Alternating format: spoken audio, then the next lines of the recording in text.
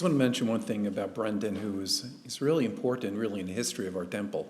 And we're being serious now. And as many of you know, and many of you don't know, one of the things that we did several years ago was to make a change in our congregational education, and by offering a formal Hebrew program, which had never been done for a lot of historical reasons.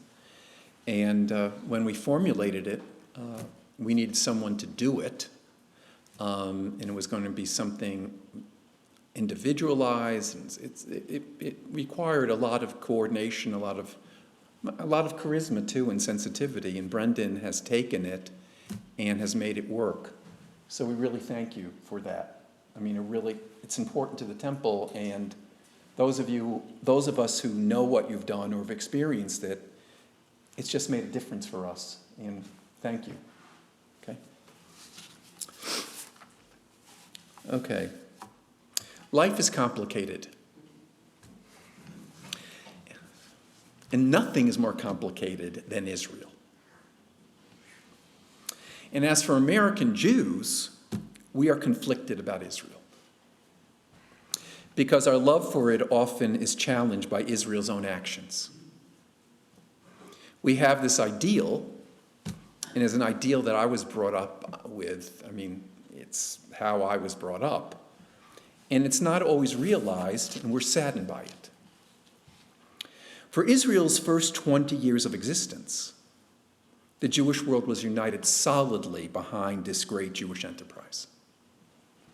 But as Israel fought more wars, became economically stronger and independent, as the demographics of Israel changed, as the occupation of the West Bank continued, as religion and nationalism became toxic bedfellows, as Israel became less hospitable to American Judaism, American Jews have become confused about Israel.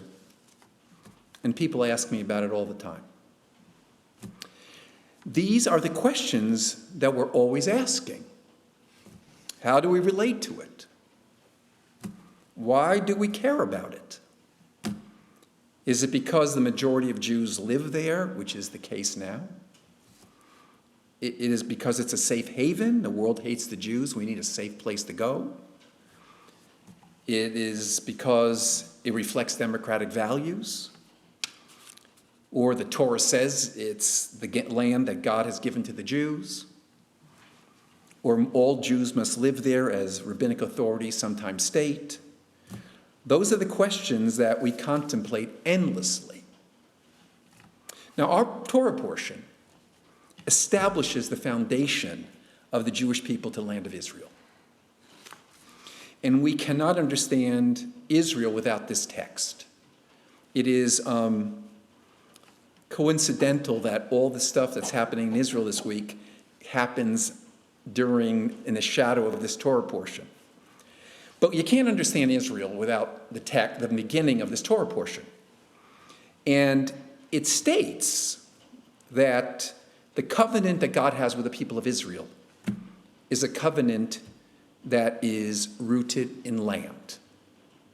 Without understanding our connection to the land of Israel, we cannot understand Abraham being selected by God to create the people of Israel. And this is what it says at the very beginning of this Torah portion. This is the beginning. If you want to know where Judaism, quote unquote, it's kind of anachronistic to say that this thing that we ultimately call Judaism, where this starts, it starts in the sentences I'm going to read. Because it says, the Lord said to Avram, go forth from your native land and from your father's house to the land that I will show you. In other words, Abraham is in Ur, which is probably Syria, and he's told by God, go leave your father's house in Ur and go to the land that I will show you. And then the Torah says, I will make you a great nation, and I will bless you. I will make your name great, and you shall be a blessing. And I will bless those who bless you, and curse him that curses you. And all the families of the earth shall bless themselves by you. And then it goes on to say, Avram went forth as the Lord had commanded him, and Lot went with him. And Avram was 75 years old when he left Haran. And Abraham took his wife Sarai and his brother's son Lot and all the wealth that they had amassed and the persons that they had acquired in Haran, and they set out for the land of Canaan. That's the opening statement of the Jewish people. I mean, that's it.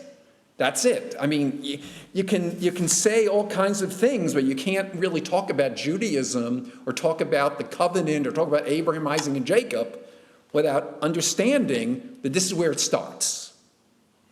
Now, there's several more statements that are found in the Torah portion that refer to it, but let's move on. Now, the Hebrew Bible is this ongoing affirmation of this covenant of the land. It's repeated over and over again. And as we know, 2,000 years ago, the Jews went into exile, but 3 times a day in the Amidah, we say it over and over and over again. We say, "May we witness your merciful return to Zion. Praised are you, Lord, who restores his presence to Zion." So every day, 3 times a day, we say, "God, thank you for allowing us to connect again to the land of Israel, to Jerusalem." I mean, that's just woven into what we do. Again, you can't deny it, and if you do, you're not being true to Judaism.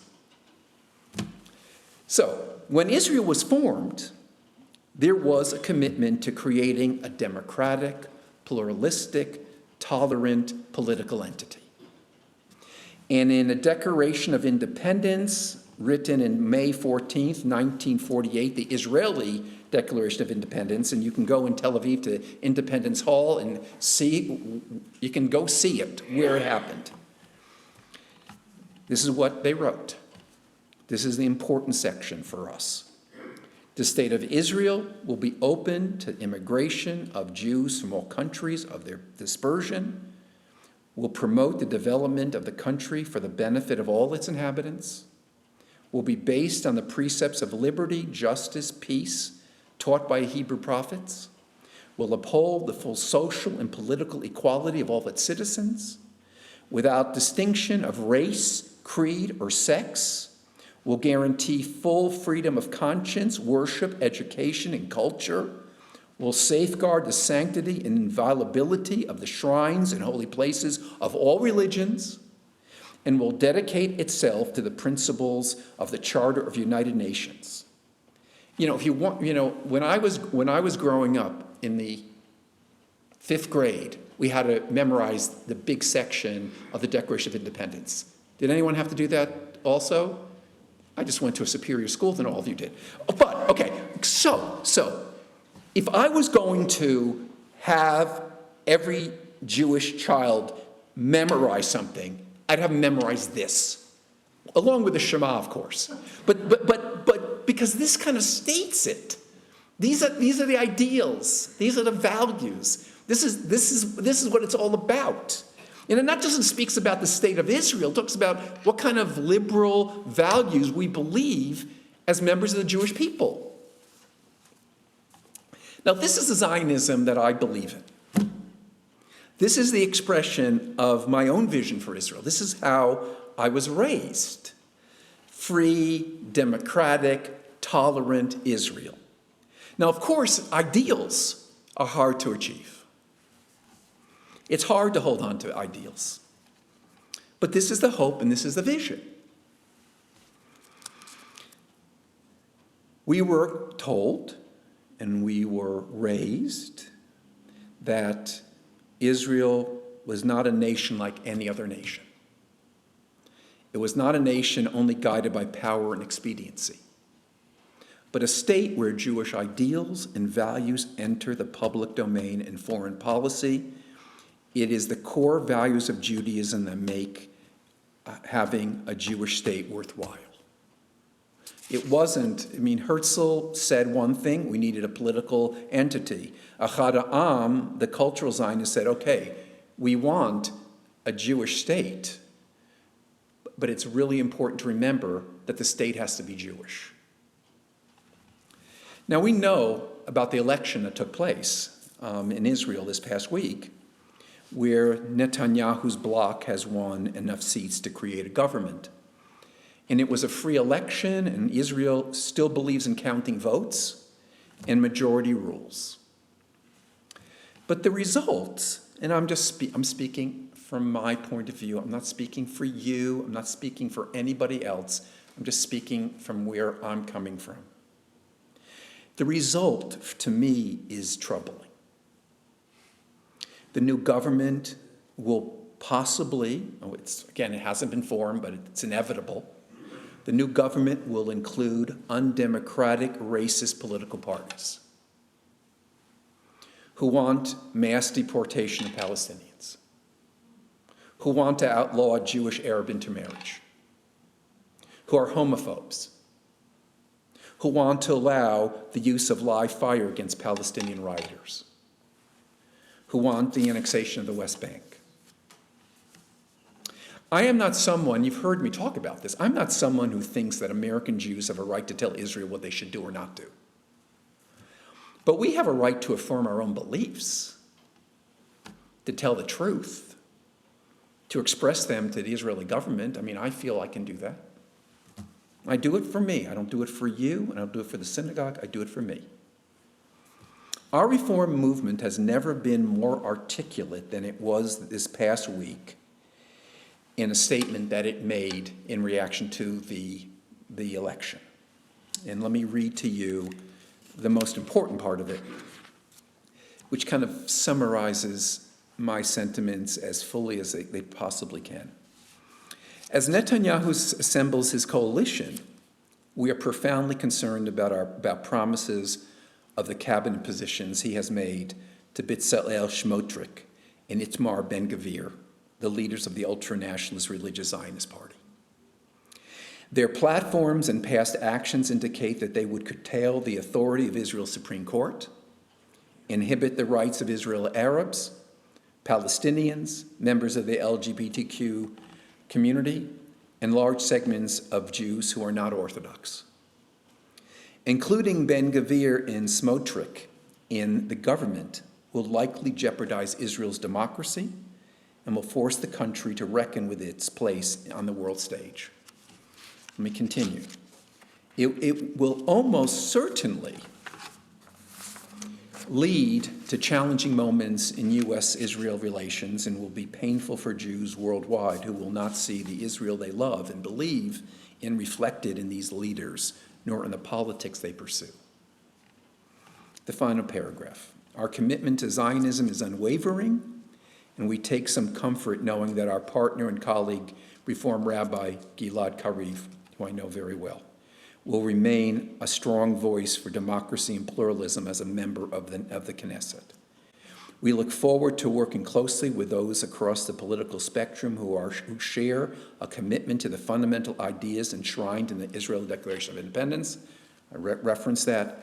Together with the Israeli reform movement, we will navigate the coming period with fortitude, rooted in our belief in Israel's future as peaceful, democratic homeland for the Jewish people, no matter how they choose to worship or believe, and a place in which all its citizens, Arab and Jewish alike, are respected and can thrive. Really marvelous statement. So I'm asking myself a question. I say, so what do I do? Okay. And I'm thinking about this a Sunday at 8 o'clock. I'm getting on a plane, and it will end up being in Israel on Monday. First, I'm a Zionist. No election is going to change that. I believe that Israel is essential for Jewish survival, and I will continue to say that proudly. Second, I will not tolerate statements which imply that Israel has lost its legitimacy. It is flawed, as are many other nations. Do you know any other nations that are flawed? I got to think about that. But its existence is not up for discussion. What nation's existence is up for discussion except Israel every 10 minutes? Third, I will state that there is a difference between the state of Israel and the people of Israel and its government. Governments change elections matter. Yet, and let's remember this, Netanyahu is not the leader of the Jewish people. God forbid. He is a brilliant but deceitful prime minister, period. And even though some of his followers say this, let's stop treating him as if he's the king of Israel. He's not. Fourth, I will be vocal in my rejection of these terrorists and bigots. They have forsaken their right to claim that they live Judaism, in my opinion. They are Jews, but their Judaism is fanatical. Fifth, I will continue to support liberal Jewish institutions in Israel. Reform Judaism is more vital than ever. I'm going to Israel with Jane on Sunday to witness my daughter becoming an ordained Reform rabbi in Israel. She is the future. She represents the hope. If I didn't believe that, I really couldn't go on. 6, I will continue to love my 3 Israeli grandchildren who represent all that is good about Judaism in Israel to me. And I will help to educate them with what Zionism means to me and to our family. 7th, and this is the real difficult one. You know, I can get up and give a sermon, and normally they're coherent. Wouldn't you say most of them are coherent? Yeah, they have a beginning, middle, and end, okay? I'm proud of that. But here's the deal. How do you really make a change? How do you really make a change? And I don't think you do it by making pronouncements from the diaspora thinking you can change. So the question that I have to confront and struggle with is, there will come a moment when I'm no longer the rabbi of the New Reform Temple. And then everyone thinks, oh, Rabbi, you're moving to Israel. Now, I wish it was so easy.